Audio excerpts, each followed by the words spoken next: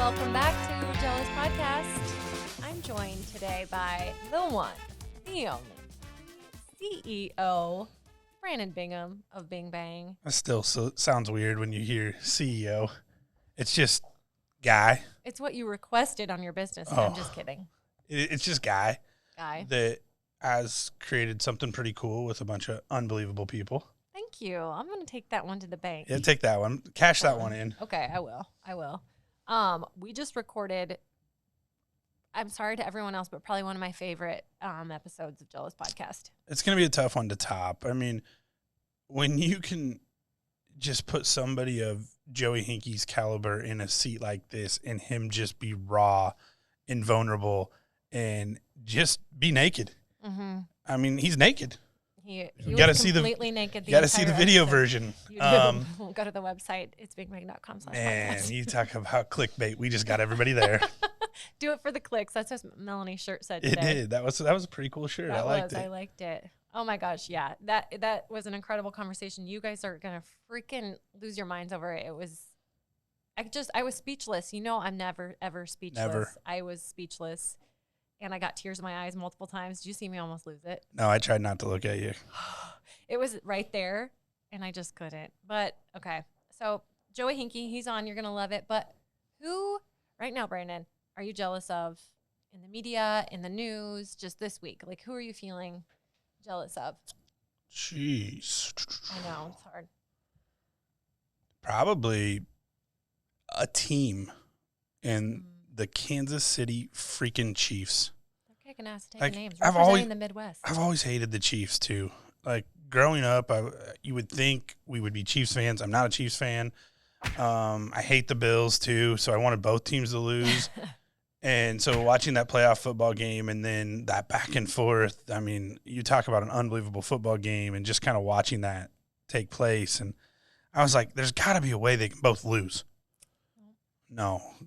Flip of the coin and the football game's over and Patrick Mahomes is Patrick Mahomes. And so I'm probably pretty jealous, probably not jealous of whatever. I have not seen the viral nature of whatever his fiance and I just right before this saw that they're receiving criticism. So I don't know what happened, but I figured you'd be all over that, but I got a memory pop up on my phone from 2 years ago, and it said, Patrick Mahomes' girlfriend woke up my dog, and my smoke detector doesn't even wake up my dog, so I would assume that it's in line with that. She must be loud. And she must be abrasive. He must be abrasive. Okay, the Chiefs. I'm jealous of the inventor of Wordle. Oh, geez. Wordle. I haven't done it yet. Actually, well, I did get I got it on one proxy the other day. Did you do it? Did you cheat? I got it. Okay, that's fine. Proxy. I got it. It is such a great way to start your day or end your day. And the inventor, he's freaking genius. You can only play it one time a day. So he keeps you coming back for more and more. You can't get burnt out on it in a day. Like, freaking brilliant. I am interested in how is he profiting off of it. I haven't looked that deep. I haven't been on there other than getting the proxy one right on the first try. That's a good question. It would be interesting to see, something that's that viral in nature that has taken the world by storm. Mm-hmm. What is the end goal? And that's terrible that I look at everything that way now. But it's just your mindset. It's just kind of how my mind's always constantly going. So every idea that comes in, it's like, what are you trying to achieve? Yeah. And, I think that's back to our guest. He's the same way. Yeah. And you talk about a guy that has the end in mind with everything he does. Like, just wait till you hear it. I know. You're going to love it. You're going to love it. We want to hear what you think about it. So, again, as always, we're going to be posting on social, but let us know what you feel about it. You're probably going to be hearing more from him on his own. You Hopefully. Definitely are going to be. So enjoy, let us know, and thank you again for joining us. We'll talk to you later. Bye. We've been podcasting this whole time with the Lord on our side. Oh. He's going to carry us through. Maybe we should pray. Amen. I like it. Well, welcome, Joey, to Bing Bang, to Jealous Podcast. Great to be here. How you doing? Is this your first podcast? It's my first podcast. We are just... introducing podcasts to a lot of people. I'm keeping it PG this episode, I think. Maybe I'm going to try that because usually we go off the rails really fast. So I wasn't going to say what I It'll almost said. But yeah, we've got Brandon here, and he's always been really, really jealous of you. So that's kind of why you're sitting at this table. Does that feel weird to talk about? It does, big time. Yeah? Why? Yeah. I don't know. It just does. I'm just not going to say anything and just like see how long. That's kind of part of why it's weird because he's just sitting there staring at me right now. Doesn't he always? Isn't that how big smile on your his face? conversations always start? It's just you have to take the first 5 minutes it's usually for him to look. it's usually in the corner booth at Smoky Row. Yeah. In Joey's booth. He's got his own booth over at Smoky Row Waukee. Yeah, I would be the easiest person on the planet to kidnap right now, I think. I think we sat in your booth for my one-on-one, actually. Was that his booth? Yeah, for his review, I took you to Joey's booth. Yeah. So I was feeling the Joey vibes. Well, seriously, welcome. We're glad to have you here. We're glad that we're your very first podcast, but I don't think this will be the last, just with some conversations that we've had. So exciting stuff. It's exciting. Yeah, good times. Good times. So, Brandon, Great why did you oldies. bring Joey in here? There's a lot of reasons why when you look at a guy like Joey Hinke, like everything that he stands for. But I think just off the first thing that I'm jealous about Joey for is look at him. I know. I mean, he Dapper is man. That's a dapper the guy. best dressed guy we've ever had on this podcast. All 4 of my cheeks are blushing right now. I mean, I even had to go get a new vest from Story Kenworthy just to be on the show You are with looking you sharp today. and fully branded. That's how we like you. I think I even got a brand under the brand. I Like love we're it. set. So That's key. It's beautiful. yes. It's beautiful. No, I think mainly. So I grew to know you through another client of ours who I think we both have jealousy and much admiration for in a Shane Klein. And try to get him into this show at some point will be amazing too. But I'll have to lie to him. I know it will be like we're going for lobster roll in Vegas or Yes. something. Come on over. But just through him and Shane always he's the type of guy that just believes more in you than you believe in yourself. Mm-hmm. You know, he's that guy that just pushes you outside your comfort zone. And he's like, he kept telling me, you got to meet this guy. You got to meet this guy. And so then when I met you, I was like, wow, like Shane like built you up, but like you delivered. And so and I think one of the cool things too is as we go through running businesses, I think a lot of people look on the outside in and they're like, it's easy, but there are a lot of moments and a lot of sleepless nights, maybe last night for me, if you see my eyes, but it's one of those things that you have to have great people around you for sure within your business, but you even have to have great people around you outside your business that keep you in check, that will sit in a corner booth with you at Smoky Row and talk endlessly about how do we do life, and how do we not only run great businesses, but how do we be good husbands and how do we be great fathers and all of that. And I think that's probably the moment that I've looked up to you the most. And the jealousy side is like, you're really good at keeping me in check. You're really good at energizing me. And then you're really good at just, your actions speak louder than your words, and so that's probably, in a big picture, like just really blessed to have you in this same area and get the opportunity to do life and business with you. And so that's jealous. Bing Bang Podcast, Joey Hinke. So you mentioned business owners owning a business. So what is the business that you own, Joey? Who are you? Oh, who am I? I'll talk to you about my business. I'm in the insurance business. All right. What's sexier than that? That is a know? sexy. Ooh, do we have like the sound effects? No, so we take care of small to medium-sized businesses and families, and all things property casualty insurance is what we do. And so, and that's kind of how I engaged with Shane originally, and how we ended up meeting and stuff. So, and I started the business in 2010.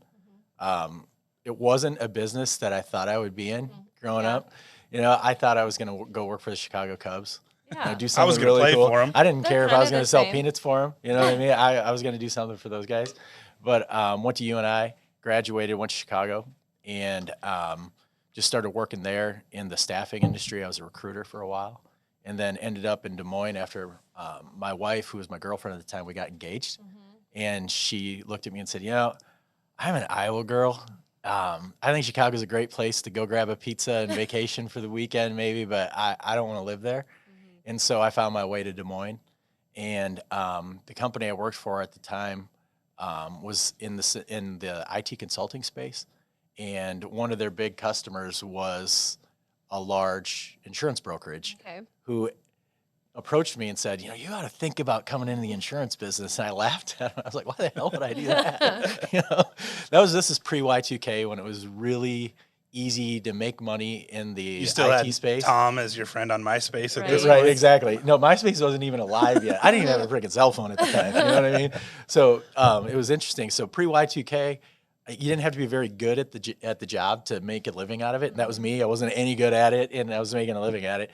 And so Y2K came and went, and then the whole industry dried up in Des Moines. So I was like, oh, about that insurance gig. Went and talked to him, liked the culture, ended up in the business. So that's how I ended up in the business. But I love it. Well, there's a common theme there, people. People, is that something you're passionate about? I love people. It's interesting. This is going to sound like a complete, like I'm contradicting myself. I love being around people during the day, but when it's over, I'm done. Totally. Oh my gosh. It's crazy. I never thought. I'm an extrovert, and I mean, I could talk to that wall, and it would talk back to me. But and it would talk back to me. But I just, as I've got into this business space and started doing it, I do not want to have to go to a basketball game, and talk to people. And if I'm going to go to a basketball game, in my community and stuff, I want to sit away from everybody. It's so weird. I don't want to have to deal with people. I don't even want to have to deal with my family sometimes too, which is bad. It's just, I think you put yourself out there every day, all day. And, I think kind of the EO thing that we kind of go through in a business group that we're together is we wear our capes all day, and so then when you get home, you just want to be home and you just want to be a normal human being. Right. Tell a dad bad joke. Dad bad joke. It's bad dad joke. There you go. There you go. And then just hang it up. Yes. Just call it good. It's just crazy because I mean, it's really not who we are though, but then we are the idiots that at Smoky Row or at the Hy-Vee Fast and Fresh across the street, we're probably starting conversations with people in the gas station. Right. And I know I do that, but I'm guaranteeing you have some pretty fun stories of just random conversations and stuff that you start just every day. Oh, yeah. It's interesting. My youngest daughter, she's 13, and it's annoying to her that wherever we go, I run into somebody that I know. Oh, yeah. And there's an internal clock that goes on in her mind, and she thinks that everything that comes out of my mouth is the worst thing ever. It isn't funny. I think I'm hilarious, man. And it's not the case with her. But, she just kind of looks at me out of the corner of her eye. One of those deals, and scoots over when I'm in the room with her. So do you think it's a good thing when you get to that place that your staff looks at you about the same way your kids look at you? They definitely have a look. Yeah. They're oh gosh, what is this idiot doing today? Yeah. It's what's funny is in both families, work and, professional family, every great conversation or great idea that I think I have starts with, hey, it'd be cool. It'd be cool. Yeah. I've never heard that before. The same thing at home, right? They know that shit's about to hit the fan. if it's I've been thinking about something, it would be really fun. Oh, and no. then boom. Oh no, what's he doing? So are you a visionary then? In the lingo, would you consider yourself a visionary? Yeah, I think that's where that's the T. That's a part of this whole deal of entrepreneurship that I love the most. I mean, we get to go out and just try stuff, tinker with things, take a hard right if we want to take a hard right, change your mind, do it a different way, drive people crazy. Really? That doesn't track. It's weird. We don't do that here. Oh gosh, never. It's fun. But the great part is I'm surrounded at home and at work with people that are really, really good at being completely dialed in. Yeah. There's a system and a process for everything. Yeah. Each one of my children are almost exactly 2 years apart. Yeah, that was some serious math from my wife, right? That happened on purpose, on time, and because it was her idea. Nice. And the same thing at work. I have all your employees are 2 years apart. Almost. That's smart. If it were up to Sarah, I mean, we would have. She would make it happen too. Dude, I'm telling you, she's where it's at. Professionally, she keeps everything in line and keeps the place going. So it's awesome. Yeah. Well, you guys have all those good ideas, but we tell Brandon you're allowed to have a bunch of ideas, but only 5% of those ideas are gonna I think it's make it only through. you can only use like one a week. Like Oh, you only one get a month. one a week or one a month, because if not, it's whiplash. Oh, right? for sure. Yeah. Oh, So man. what makes you tick? Like, you're in the insurance space, but what makes Joey Hinke tick? Like what makes you you? What makes me me? Yep. That's a deep question, dude. Let's see how Yeah. loaded we can make that one. Oh my God. I don't know. I'm just how God made me, man. And it's weird, and it's just me and how I am. I grew up, like I told you a little earlier, in this small town in eastern Iowa. And it's one of the only communities in the world, in my opinion anyway, where when people ask you how you're doing, they stop and they wait for your answer. It's one of those places. Just great people, fun, just salt of the earth people, right? And that's who trained me to be an adult, are those people in that town. And I love them for that. And they were very tolerant of me. I'll say that. I didn't know that I was weird or in a weird family until I met my wife, and then discovered that, oh, we're different. Oh, that explains every look that I've gotten in my entire life, right? Yes. And so it was really eye-opening, but also like, oh, wow, I'm glad I know that now. What a beautiful thing, though, too, Yeah. to figure out. And really, like, I say beautiful, but also, like, because similar. Yeah. Like, then you go to the big city, and you're Yep. like, what is wrong with all these people? And then you're like, wait, is it me? Oh, yeah. Am I the weird one? Speaking of the big city, we live in Des Moines, right? And this is a giant small town. It was Giant just so small funny. town. We used to come here for vacation. Yes. Yeah, no, To Des Moines. so Yeah, did this is the we. place. Like, I thought this was freaking New York City, man. Adventureland. Yeah. I mean, it was huge. Yeah, I thought this place was awesome. And then I ended up living here. Now, a couple of years ago, we were driving with my parents when they came to visit, and we were at like the interstate where the Cracker Barrel is, Yes. up here Oh, by the yeah. interstate. My dad's looking around. He's like, man, you really like all this hustle and bustle, huh? I'm like, wow, there's 4 cars out there, Dad. It's Sunday morning, right after Yeah, church. there's 8 lanes of traffic Oh. and 3 It cars. was pretty funny. I love it. It is interesting that you say that, like in small town Iowa, how it kind of molds you. It kind of makes you. Like the 3 of us are in that same boat. And I think the craziest part for me is, at least your story, you got away from it. Like I went back to it. Like my wife was all about like moving back, and I was like, there's no way they're going to take me back. Oh, yeah. Because it is crazy when you think about the world that kind of grooms and grows you. In our small towns, in our community, in our sports, that just allowed us to be ourselves. And then to go back, and I probably didn't make the best decisions as a 17 or 18-year-old for kid. sure. And then to go back there and now to be trying to lead my kids and my family and my community in different ways through it. It's an interesting journey. Yeah, there's no doubt about it. I tell my wife constantly, you wouldn't even have liked me growing up. You never would have talked to me. And I feel like I spend a lot of time apologizing to people back in my hometown still. Well, like, yeah. hey, man, remember that? Yeah, I do too. I still have dreams about it. Sorry. Like the movie Sweet Home Alabama. Have you ever seen it? Oh, for sure, Yeah, she yeah. has to kind of mend some things that she did wrong in the Yeah, past. Yeah, yeah. I get that. So let's dive a little deeper into you. And I think when I started unpeeling the onion that is Joey, it got pretty deep, man. So like, complex. I think the first time that You wouldn't have even liked him in high school. I hated him. But I think the first time that I came and saw you out here in your new space was kind of that eye-opening, I hate to say like you arrived moment. You're standing in the corner office of the coolest building in the middle of a cornfield with nothing around you in what is soon to be probably the premier destination in Iowa. And you're just kind of sitting there, and I could see it on your face. You're like, I'm not sure what I'm doing, but this is amazing, and I've told a lot of people lately, we're always constantly learning and growing. I've used the term faking it till you make it probably more than I should. But that's what we do every day, and we continue to evolve. We learn, we grow. But what I've watched you do over the past 2 to 3 years that I've really got to know you is you're constantly striving to learn and grow even more than, it's always a book. You're always telling me, read this book, and I never read it. And then you're always trying to make everybody around you better, but you're constantly trying to make yourself better. where does that come from?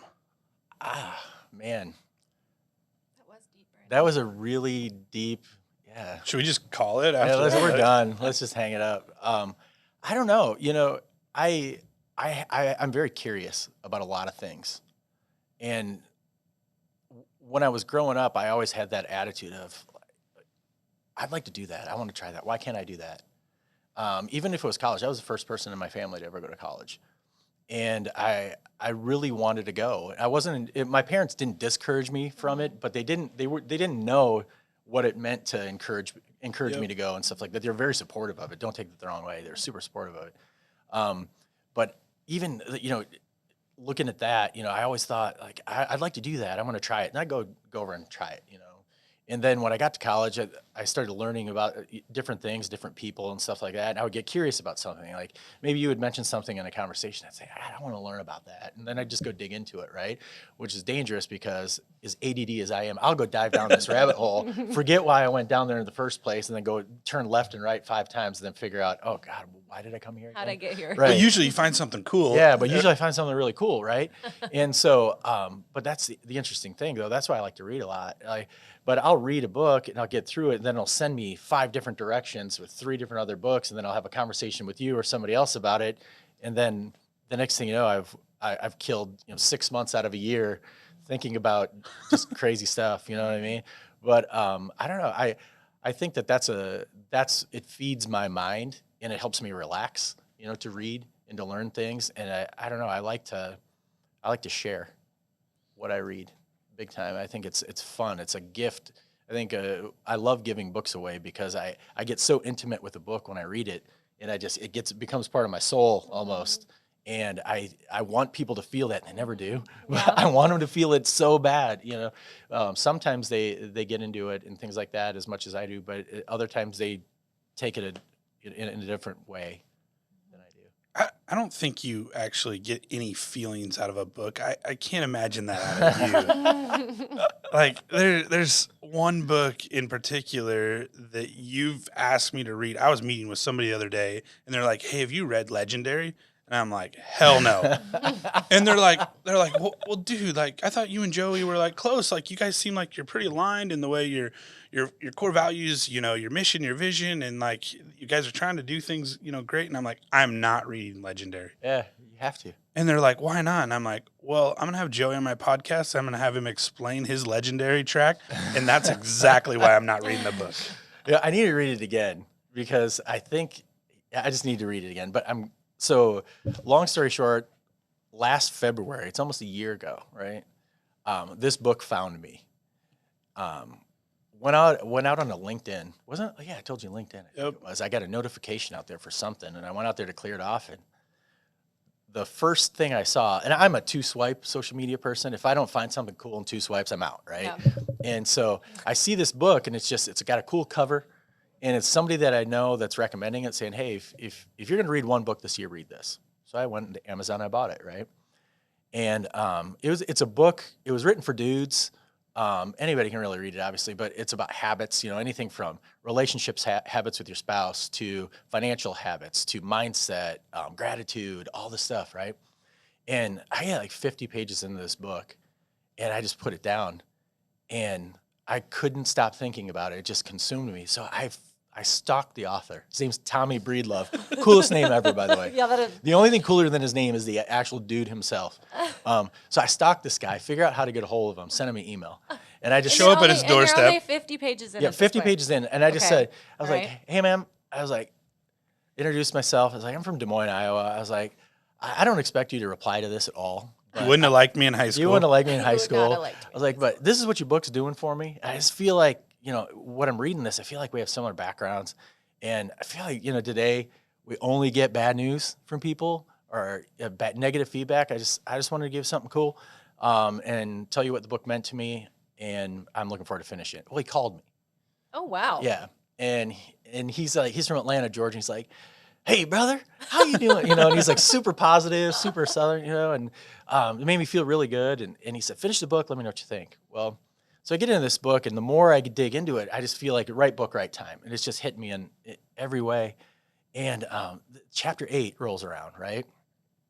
And this book, he talks about, and it's a real brief part of the chapter, but he talks about this vision quest that he went on where he spent 11 days on a mountain in the Blue Ridge Mountains in Asheville, North Carolina. And 4 of those days was complete solitude with no food, just his thoughts. And I was like, I gotta fucking do this. I was like, I don't know why, but there's something inside of me that's like calling me, you have to do that. Even with the no food part? No food part, right? So I don't know what it was about it, but all of a sudden I got really agitated and anxious, and I'm pacing around my kitchen. I was like, what is going on with you? Something going on at work. I'm like, I read this book, and I made the mistake, quote unquote, of telling her about this. And she's like, you have to do this. What a great wife, can I just Yeah, say? She just wanted him out of the house for a Well, little bit. Yeah, probably. Good for her, But- but I'm kidding. But wow. What was interesting, though, it really knocked me off center. Though, because now I'm like, the cool part I about what have we to all do it do, now? well, no, we're all in control of everything we do all the time, right? Control of what time you set a meeting, what time you get up in the morning, what time you go to bed. Everything is completely within your control. Now I have my wife telling me, you have to do this right now. And I'm like, oh, I will. I'll sign up tomorrow. She's like, you should do it right now. I was like, I think I'm going to do it tomorrow. And so this is February, keep in mind. And so I finished the book, all this stuff, and I can't stop thinking about this. And so now he names the person who is basically the spiritual guide for this vision quest thing. His name's Cater Brown. And so I start researching this, and I just can't get enough of it. I'm watching YouTube videos, all this stuff. And I was like, I don't even freaking camp. And this is going to be on the side of a mountain, right? Oh my God. Right? And so for my birthday, which is in April, I get home, fast forward a little bit, and she makes a big deal out of birthdays. She makes me feel so special. That's awesome. And I get home, she's got favorite food out, all this stuff. It is just beautiful. And she's got a laptop open on our kitchen table. And she said, hey, I got you something. And it's open to the page, the purchase page to buy this Vision Quest. And The death trip. Yeah, all I have to do is hit purchase. She makes me push the button. And I was like, oh, this is so deep. And so I bought it without even, I just went boom, didn't think about it. She comes out of the back room, backpack, full of stuff, all the gear, everything. She had bought it for me already. And so I need to meet this woman. yeah, oh, she's wonderful. She's dynamite, man. Yeah, Dynamite. but it was insane though. So then this fast forward now, this puts me into this cascading of events now that are taking place. Okay, so this is April, right? Okay. April. So I signed up for the August Okay. Vision Quest. And so now all this stuff starts to happen, right? Like I have to prep for it, and there's, things I have to do beforehand. It's very ceremonial. When you think of Cater Brown, like close your eyes and just think of Jesus meets Kane from Kung Fu Theater, right? I mean, he's like this super wise, spiritual shaman-esque leader, white hair, ponytail, big dude, gentle, just a wonderful man, just a wonderful, wonderful teacher and man. I meet him for the first time, and he's telling me what this is all about. And I'm like, yeah, this sounds cool. Yeah, whatever. We're going to go sleep in the woods and do all this stuff. I'm going to learn a little bit, and spend a little time with the Lord, and the trees, try not to get a wood tick, all that stuff.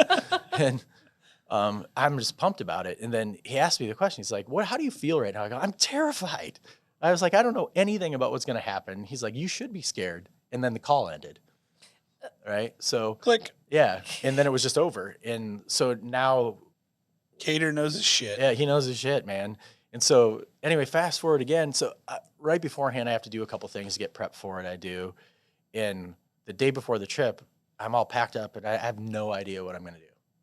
Right? I'm nervous. Yeah. And you're back. But like I'm sweating. Yeah, it was insane. I mean, and I did the research, and I knew kind of generally what it was going to be. We had to read some books, and we had to do some things to prepare for it, like spend some time. And I had to spend a 24-hour, sunrise to sunset in the woods by myself for an entire day.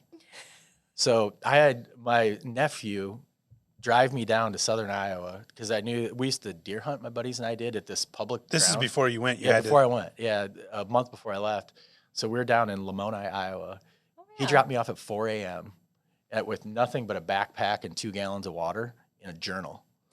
I'd never journaled in my Your life. nephew did? Yeah. And was he like, what are we doing? Yeah, he's like, Uncle Joey? what are you doing now? Yeah. What exactly is this? I was like, I'll tell you about it later, man. It seems very suspicious. I It, just well, have to say. it sounds really weird. Yeah, everything about this, it gets weirder. And I stopped using that word when talking about this, but it does. Outside looking in, it's really weird. I love it from the outside in because, I mean, you're a guy that from the outside in, you have it all.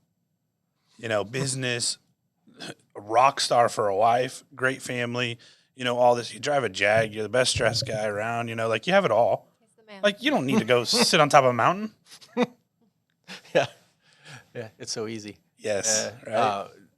It was nuts though. But so yeah, I spent this entire day by myself walking around the woods. I saw. So it's weird. I had these weird interactions with the animals when I was there. Like I laid down in this like river embankment at one point, just fell asleep. In the middle of the day, I was so tired because I was famished. You know, part of this is fasting, right? And laid down, woke up. I don't know what time I was. Didn't have a watch with me, and left. And I saw a cowboy riding a horse down this road on this level B road, and so I followed him for like a mile. And I just like kept turning around and looking at this weird dude walking around. And I just kept waving at him every time he looked at me. Was this real? Yeah, I think so. Oh my God. I think it was real. A cowboy? Yeah, it was really insane. And then, anyway, but I was just completely famished at the end of this day and tired, couldn't walk. I was laying down wherever I could. This is pre-trip still, right? Pre-trip. And then I got to thinking psychologically. I was like, how am I going to do this? There's 4.5 days, 4 days and 4 nights when I get on the mountain where I have to do this with no food. And I don't know how I'm going to do it. I didn't know how to reconcile that or put that all together. And it was a month out. And there's no prep for it, right? No. You can't like go to the gym and like practice not eating, you know? Right? And so it was just interesting. So I hop on a plane in August, leave with my backpack on, and get to this place. And keep in mind, there's a hurricane going through now. And when I land, it is dumping buckets of rain. Oh my God. And I'm like, you know, if you added up every day of my life that I've camped up until that point, I camped more on this trip than I did every other day of my life combined. And so it was insane. But I was actually worried. yeah. You knew he was going? Yeah, we talked about it a And few I didn't times. tell very many people. I told maybe you and a handful of other people about it. It was just, and it was one of those things where it's like, who do you actually tell you're doing this? Like, Yeah. you don't tell a lot of people because No. people already think you're crazy and weird. And Oh, yeah. but then, like, if you tell somebody I'm gonna go sit on a mountain for 11 days, what do you think about me now? You know, like, and so you have to have a relationship with somebody that's a little deeper to tell them you're gonna go do that, Yeah. and then you have to also hope that they're gonna pray for you. And then you also have to hope they don't think you're completely crazy because you spiritually and learning wise, you're trying to better yourself. Mm-hmm. And so I saw it as like, this is pretty cool. And I'm glad I didn't read the book. That was like where I was at. I think you need to. It needs to be your life's assignment for the year. But no, I mean, but this whole thing then, like, you know, looking back, it's easy to, sometimes you fly a little close to the sun and it's hard to see what you're doing, right? But, you know, after it's been over for a while, this was a series of callings and thresholds. You know what I mean? Like the book called me to it, but maybe it was a calling from a long time ago that really was drawing me to this. But then, you know, this threshold of, you know, actually buying it or, you know, actually digging in deeper, but then getting there, it was threshold after threshold after threshold. And it was just things just started happening, you know, and when we got there was a group of 8 strangers and 4 guides, right? And they get us out on the land, this hand over your cell phones, guys. And so I just shut it off, handed it over, like tore the Band-Aid off, no big deal. Didn't have my phone then for 11 days. Excuse me. And it was a weird divorce. you know, it was just interesting to just give that up. And there was no concept of time from that point forward at all. They didn't mark time with dinner, lunch, what time we went to bed, what time we woke up, anything. It was interesting.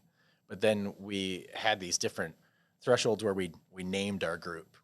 And then we had a threshold where we just walked through the land together in complete silence as a group, and then learned about different things that we were going to learn, you know, along the way.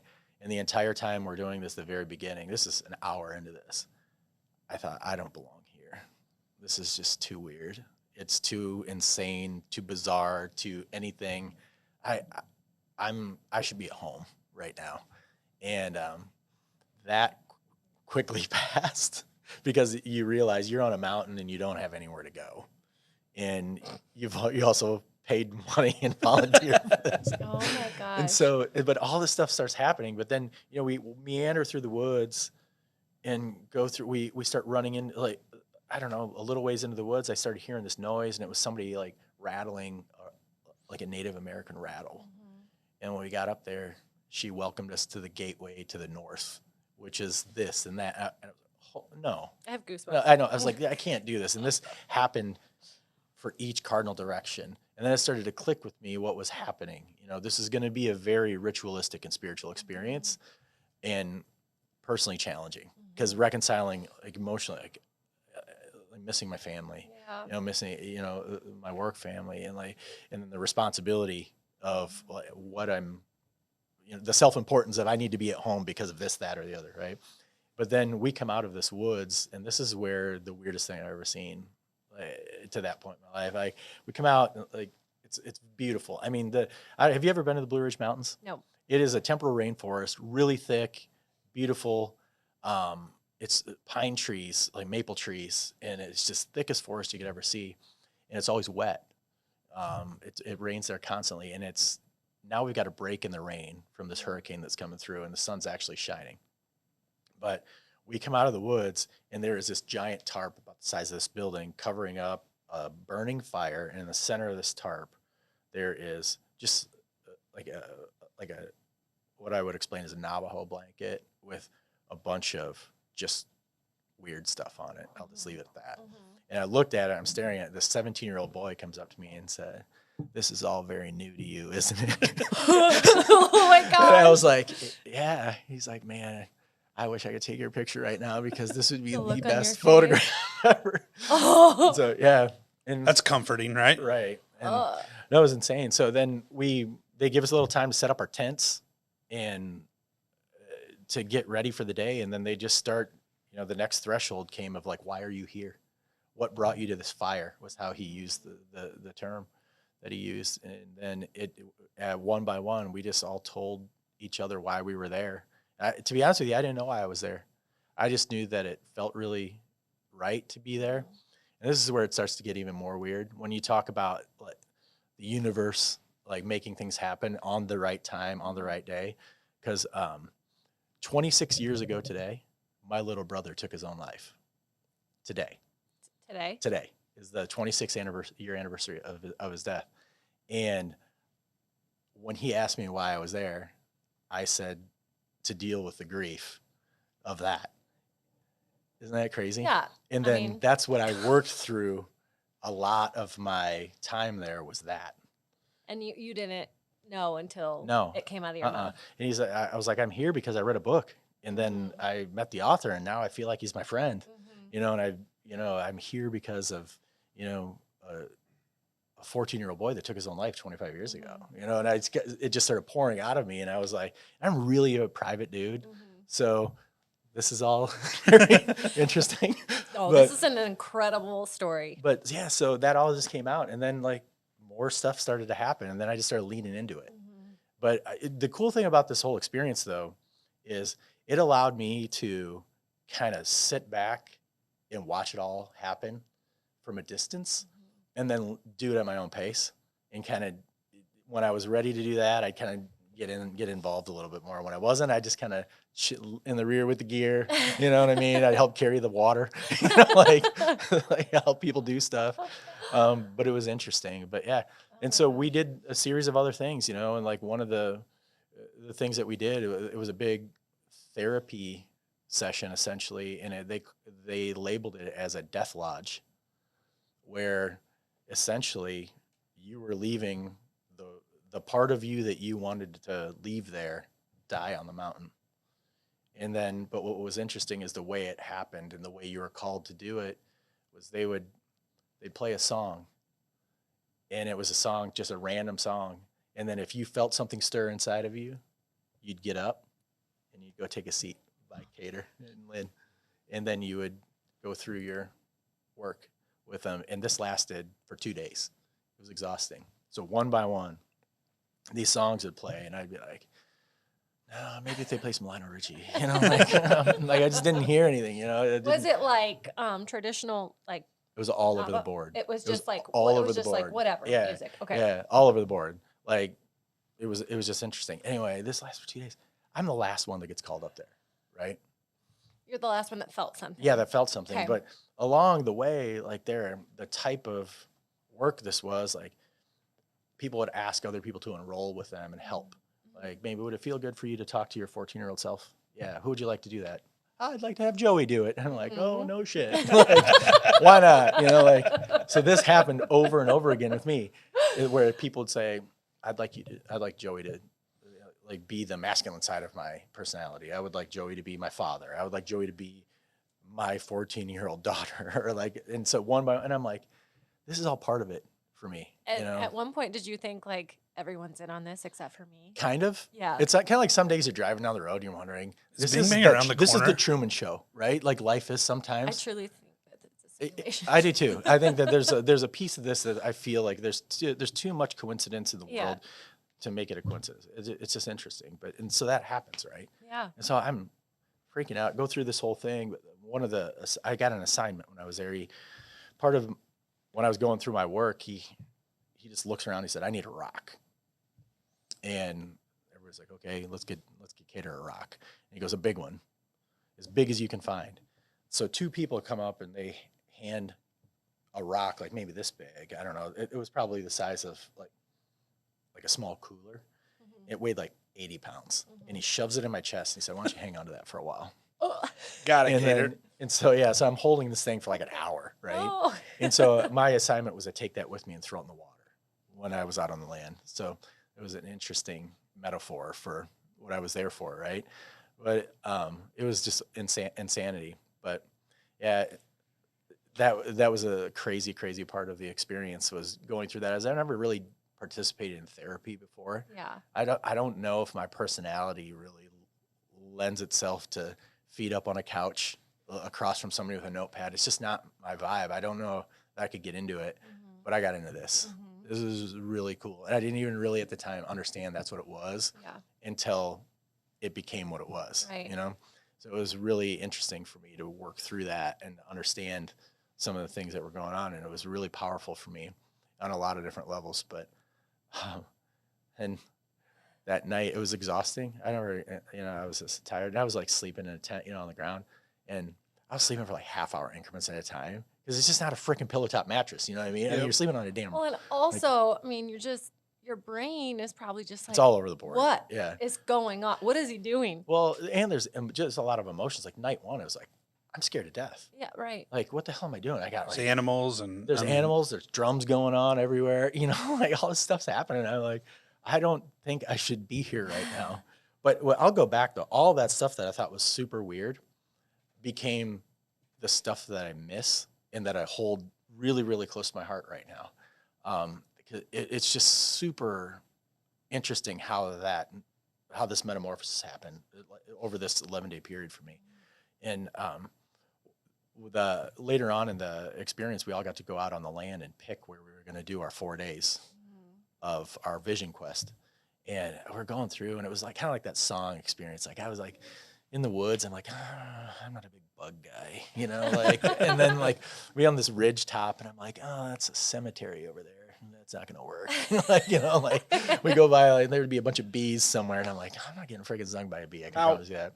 But we ended up down by the river, and it's the Ivy River, which to us it's more like a creek, but it is beautiful, and it was just gorgeous. And I saw this rock, maybe about 4 or 5 times the size of this table. It was right on the river, and it kind of leaned like towards the water, and a big rock outcropping behind it, and then above that was just this dense forest. It's like, that's where I need to be. And I don't know why, but it just reminded me of home, like where I grew up. I grew up by the Mississippi River, and it was a lot of limestone bluffs and stuff like that. It was beautiful. And so I was like, I'm gonna do that. And so I laid down like our water jugs. That was how we marked our territory. And like I laid them down. I'm like, oh, here, I guess this is gonna be a home for the next 5 days.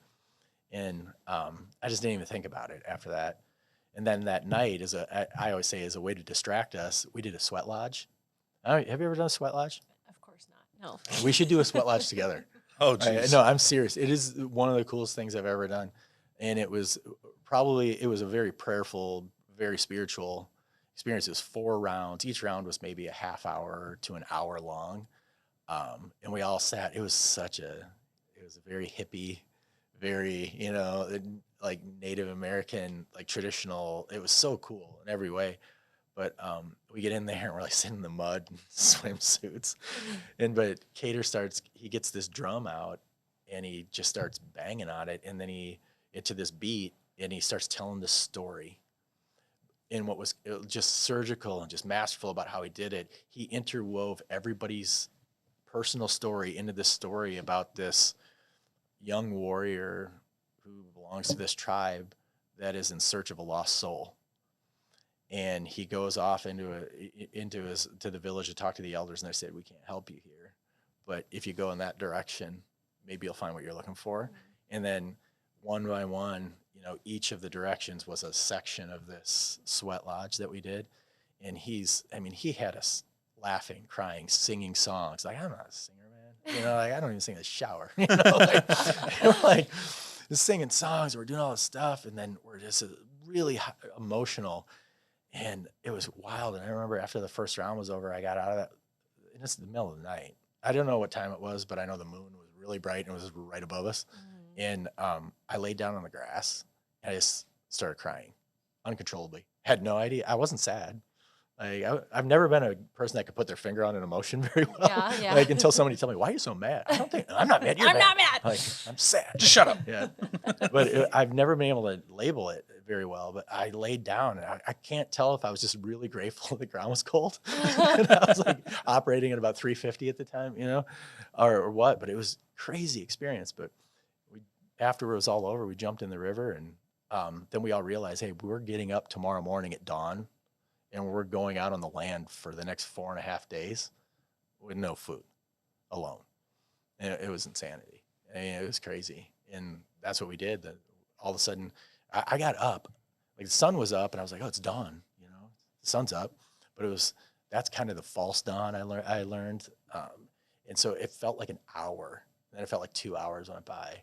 Why are they not banging this drum? Because we weren't allowed to come out of our tents, at the time. Oh, okay. Yeah. And so all of a sudden this drum starts going off. Now I'm terrified. I'm like, well, now what? Like, what are we going to do? And we all meet at this fire, and a lot of things revolved around the fire when we were there. And it was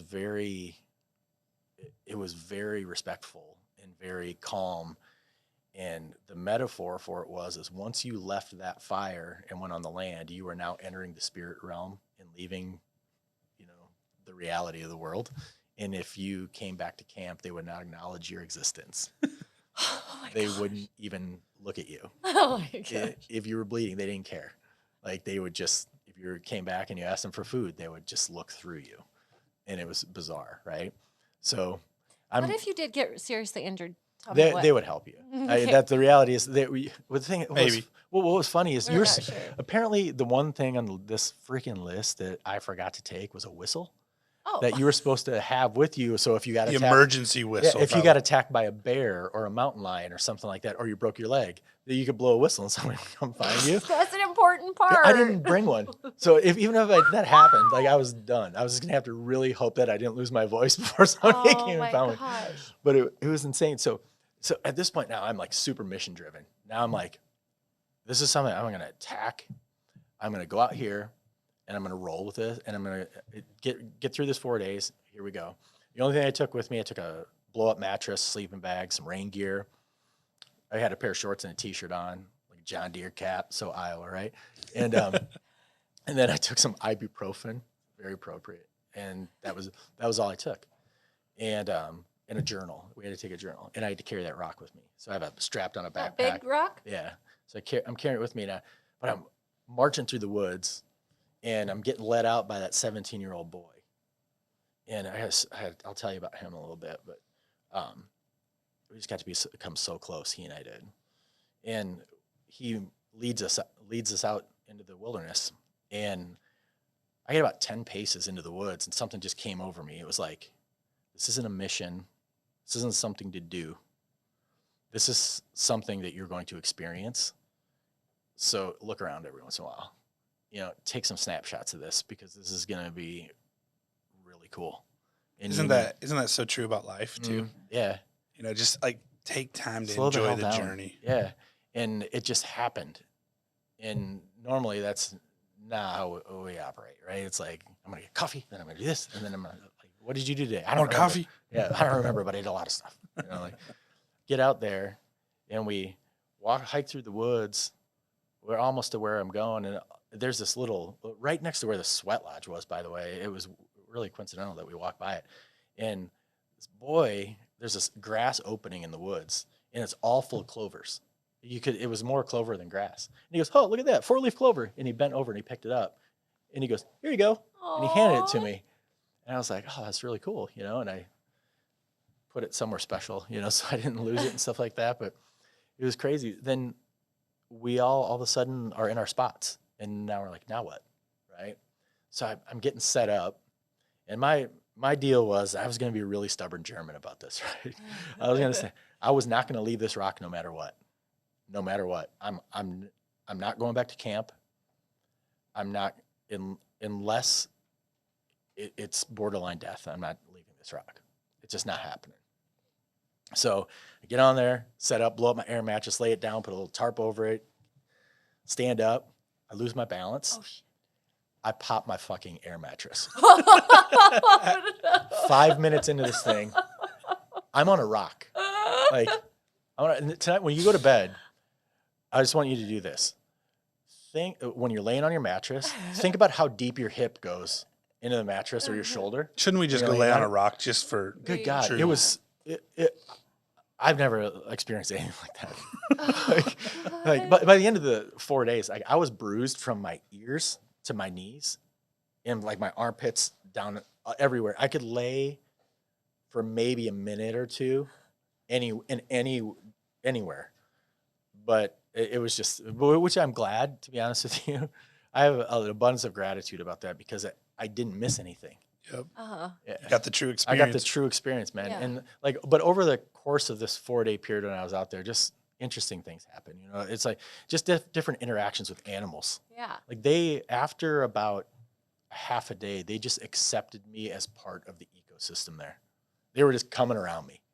Isn't that crazy? That is crazy. Yeah. Because they can sense something in you. They can sense something. It was something. And it was interesting. And then like different things you look at and may not notice. Like I started to really notice and understand things. Like I started to be able to really tune into the energy of things and of what it was like giving me. And I was trying to spend time with like, why did that deer decide to come and see me today? Which sounds like really hippie and, woo woo, but it was really an introspective, time for me. And it was crazy, but, and I'll talk about 5 years ago, we built our dream house. My wife and I did. And she designed every part of this house. It's like beautiful. She loves it. We're going to die in this place. Right. And so we never would have ever spoken about selling this home. This is where things just start to get a little weird too, weirder. I'm laying there one night. It's like night 3, and it's just beautiful, full moon. It's so beautiful. You can hear the river, and I was laying there, and I'm like, oh God, I wonder if we should sell our house. And then I started thinking, I don't think I'm supposed to be thinking about this kind of stuff.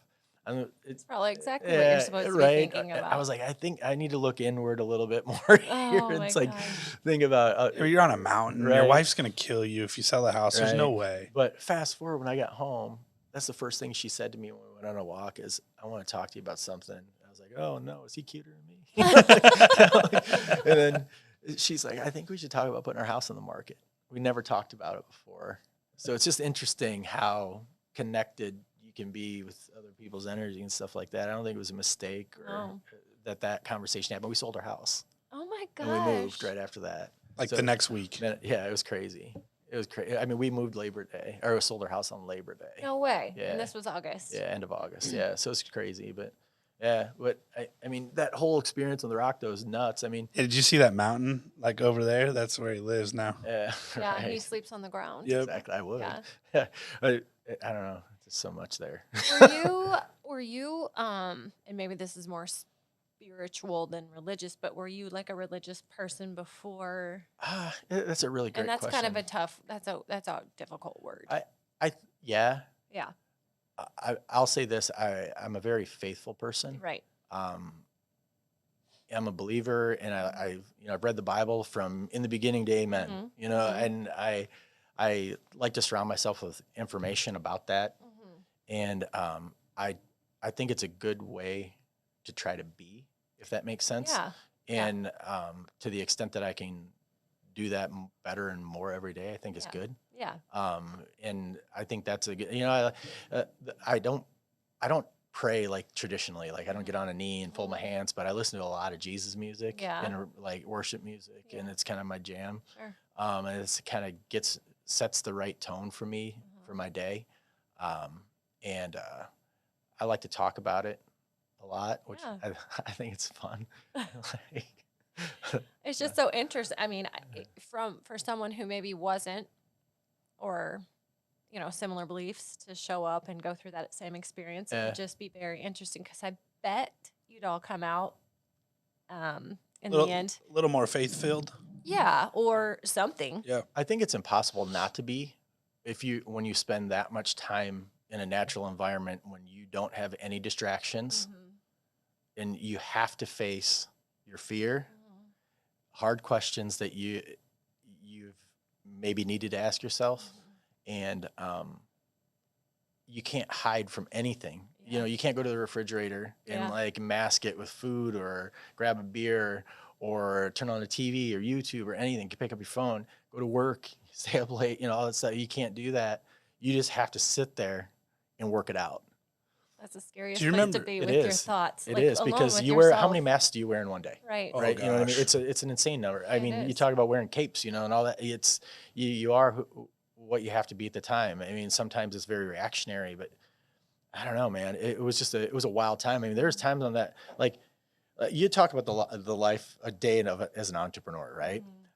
In any half-hour increment, you think you invented business, and then 10 minutes later, you think you're not qualified to do Destroyed it. it, yeah. Yeah, and then it's like being a parent. Yeah. You don't know if you Yep. broke them until they're 25. You know what I mean? And then you think you're unbelievable. Yeah, and then it's just, Yeah. but it's crazy, and that's the same gamut that I ran when I was by myself out there. There were moments where I would just lay there and I would cry uncontrollably. I didn't know why. I had no idea why. And 10 minutes later, I'd be laughing, like an insane human being. And then I remember I was hungry, but it didn't feel like normal hunger. Like on like day 3, mid-afternoon, hotter than hell, felt like I was sitting on the surface of the sun. And I remember I cried thinking about chicken fried steak. I haven't some Is that gravy? even your favorite food? No, I haven't Like, eaten chicken no. fried steak in 10 years. I don't remember the last time I had it, but I wanted it. Oh And my I was like gosh. freaking out about it mentally. And I was like, couldn't get Freaking over out it. about I it. couldn't get over it. That's all I could think about. I am like, I've never been more fascinated before. Oh my this gosh. is completely, I don't even know the word for it. I think we sit for 3 hours the other day at Oh, like yeah. early bird Yeah. Yeah. and just talked about this. I mean, everybody Mhm. thinks looking at us like, what are these two? They're like, I think we were so animated too Oh, in it the was- conversation. yeah, it was That- pretty it's funny. But- amazing. And people right now, especially, and especially you guys as entrepreneurs, you tie so much in your value up in like productivity and how Mhm. productive you are, and to just completely shut that off. Yeah. I mean, you were productive, but just not in the traditional way. Like your output wasn't. Right. Yeah. No, I agree with you 100%. But I'll tell you this. I mean, this is the best gift that I've ever been given in my entire life. It sounds like it. It It's was, emotional to listen to. and it was crazy, man. I mean, I talked about that 17-year-old boy that I met, Yeah. right? And how we just kind of got to become close. I really liked him. I just thought he was a neat Yeah. kid. And to think what he looks like, he's probably 6'1", real thin. Have you ever seen The Diary of a Wimpy Kid? You Yeah, have kids, yeah. like one of those characters, Yeah. real thin like that, short hair, always wore like a wife beater and like basketball shorts, feel like I always can was picture it, barefoot. yes. Yeah, had a big medallion dragon that he wore around his neck. It was funny, and he's just a neat kid. And So we're out on the land on our quest, and it's supposed to be solitude, complete quiet, right? And all of a sudden, I'm laying there, and I'm real deep into some thought. I wish I could remember for the life of me what I was thinking about, but Chicken fried steak. it was probably chicken fried steak, right? It was funny. And all of a sudden I heard, "Hey, dude, like, dude." And I look over, and he's standing there with a roll of toilet paper above his head. He goes, "It rolled all the way down the hill." And he ran back in the woods like a Sasquatch. Like he just disappeared. And I just sat there and I laughed uncontrollably. I was like, "That's the funniest thing I've ever seen, man." Like this kid like found so much joy in that. And then I was like so serious, and I felt like there was a lesson there for me. Yeah. How often do we do that Yeah. in the middle of the day? Like, Yeah. But then as I worked through the time on the mountain with him, like I'd see him, he'd come down in the water, and I'd like you could just sense when people are around. I didn't hear him, but I'd look over, and then there he'd be like skipping rocks, there he'd be like just kicking water, dude, just being a boy, right? And he was there, working through some really tough stuff. And what was interesting is like after a while, I started getting lost in my thought, and I was like, maybe he's my little brother. Maybe I'm his dad. And then I like started really thinking, I'm like, well, maybe like I'm him and he's me. Yeah. And I started seeing this reflection of myself in him. And then I started thinking, I need to enjoy more. And just, there's gratitude, and there's real gratitude, and but then there's joy, and they're different, and I feel like I've always nailed gratitude. Like I feel like I'm the luckiest dude on the planet, in a lot of ways. But then I'd never really stop though, and like really have fun with it. Yep. And we, one of our core values in our company is fun, but we call it forced fun, because like we say, oh, did we have fun this month? Like we got to have fun. But don't have too much fun. Like then we shut them down right away. Yeah. So. And I see, there's that self-importance again of like, I have to be this, I have to be so serious, and I got to be that. And then when I'm home, I have to be a dad and a husband, and, I got to tell a good joke, all the stuff.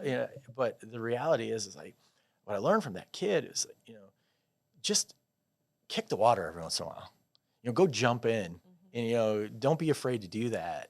And it was a big lesson for me, and I need to do it more because I'm learning more and more from this experience every day, which is just fascinating to me.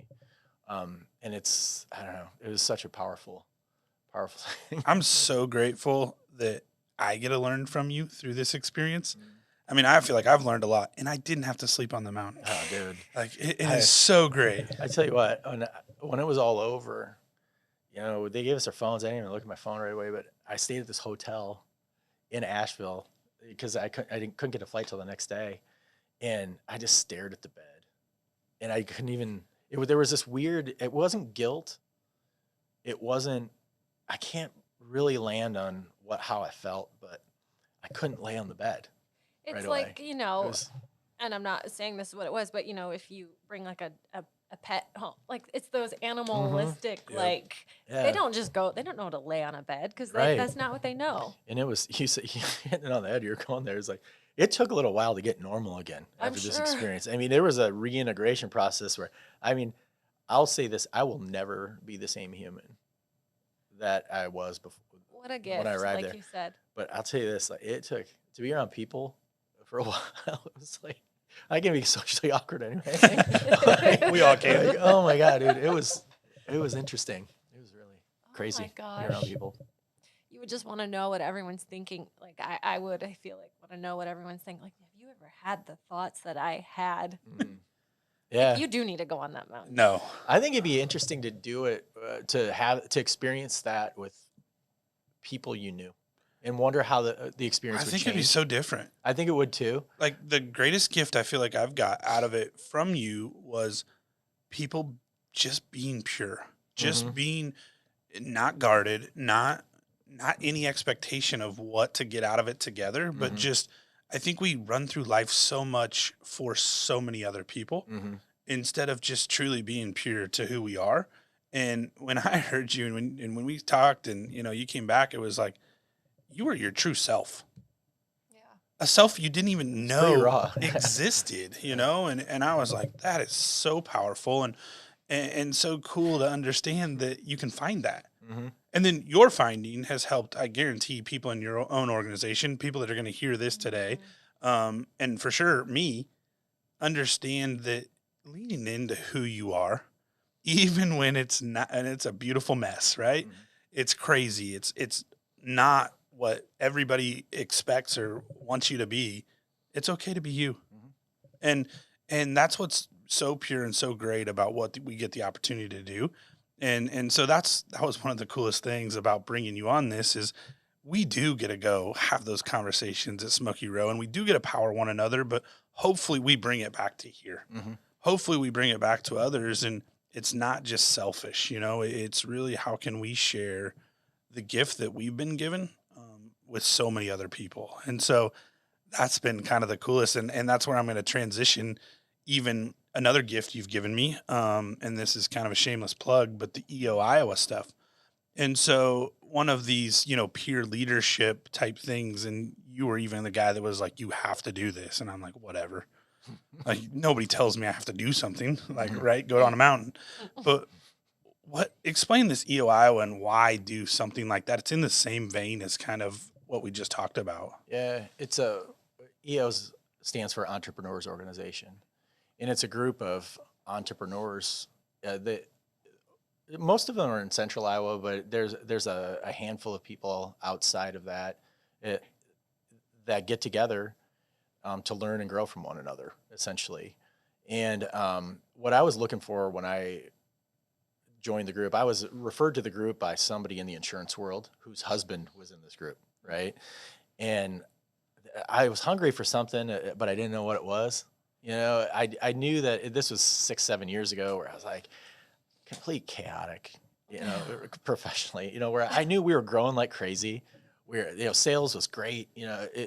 We always had that part of it kind of nailed, and we could always get better, obviously. But we always knew that part of it. But the chaotic part was like process, procedures, rules. Like people issues, like how to hire people, how to let them go, like all this stuff. We had none of that, and I had, coming into this entrepreneurial life, I had this idealistic view, like we're gonna have that company.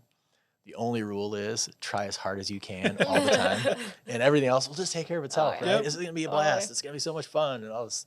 But what I found was my employees were hungrier for different things and for more just structure, things of that nature. And so that's what I reached out to EO for.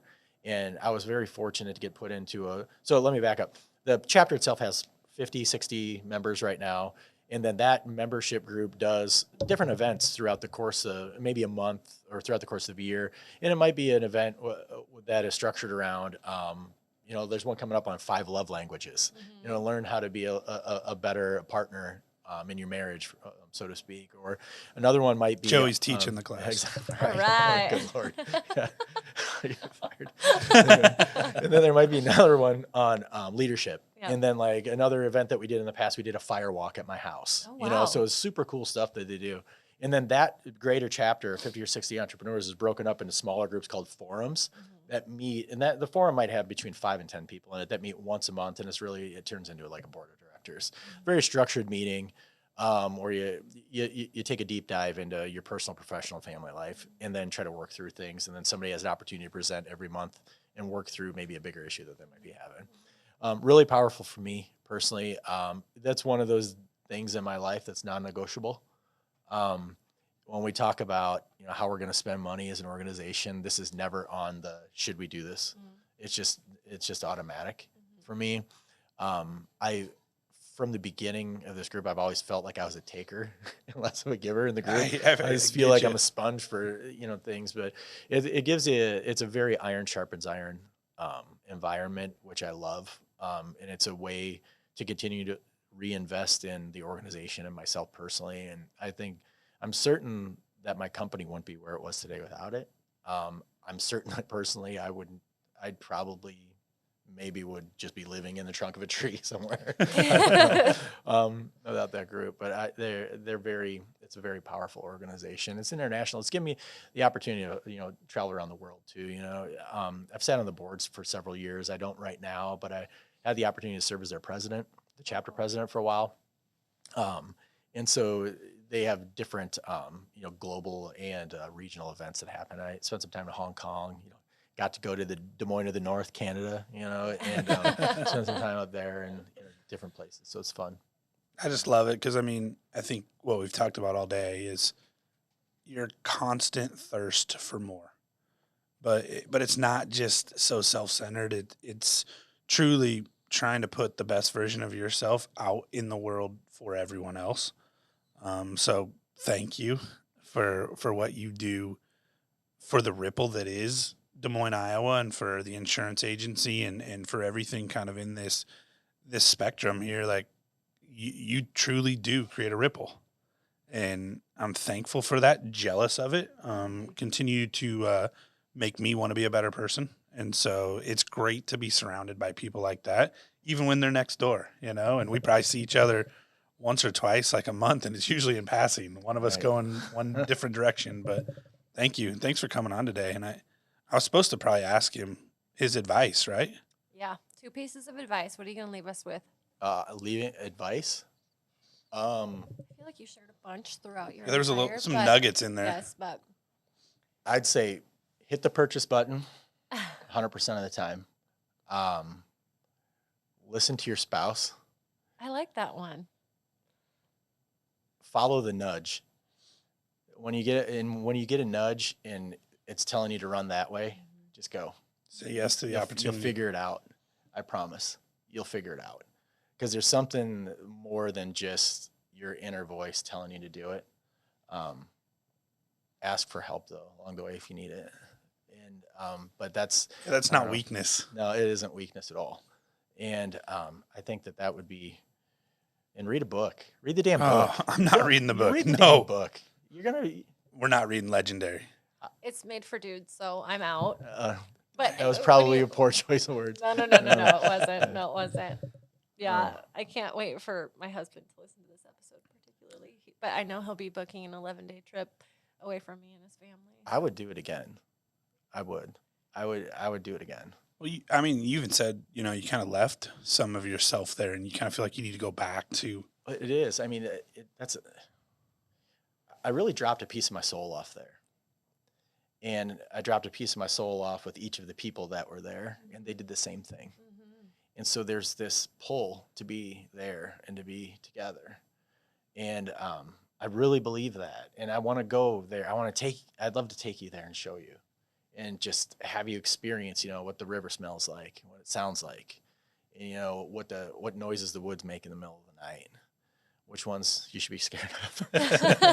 I was scared of all of them, but different things like that. I just think it's just something you can't explain fully. You have to experience it to really feel it. But that's the pull that I have. Is part of my soul lives there now. It really is amazing. What did that first hug to your wife and your kids feel like when you got home? It was intense. We've been married for 20 years, and we've been together since 1997. So I've been away on like a retreat, maybe 4 or 5 days, and we've never been that couple that needs to call each other 4 times a day, or even when I'm away like that. It's not us. We're just very comfortable, right? And I'll get a text, and I get the bread milk tampon text. That says, "Can you go to Hy-Vee?" I make her take a picture of what she wants exactly. now. And so that's the way we communicate with each other. But that's fine, and it's great. But that was a long time to be away. Mm-hmm. It was just a long time. And it was a different type of hug.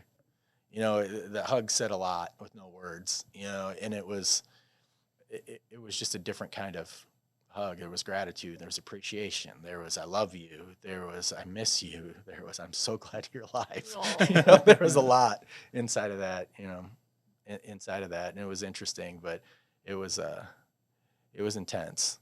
Yeah. And that still feels that way today. Yeah. So, yeah. Well, thank you so much for sharing your story with us. Thank you. I probably took way more time. No. I can't wait to hear more of these stories on his podcast he's going to start. I know. You're nuts. Yes, you do. But I think you see why. you need to have a podcast and why you need to share this journey, because a lot of people are doing this alone. And so if there's a way that you can reach a greater audience, you know, and you can continue to kind of push forward, I was just like, Yeah. I'm going to encourage you. I'm going to actually make you do it. Kind of like we made ourselves do this. Yeah. Yeah. You guys are pros at this, though. You're so natural. Done. Mic drop. Done. Yeah. Well, thank you. I'll take the compliment. No, thank you for giving me the opportunity to come and talk to you. Awesome. I appreciate your friendship, man. Thank you. I think you're an awesome dude. Oh. Yeah. Look at this. If I was a hugger, I'd hug you. I'm not. Just force it on a print. Yes. All right. Thank you, All right, Joey. thank you.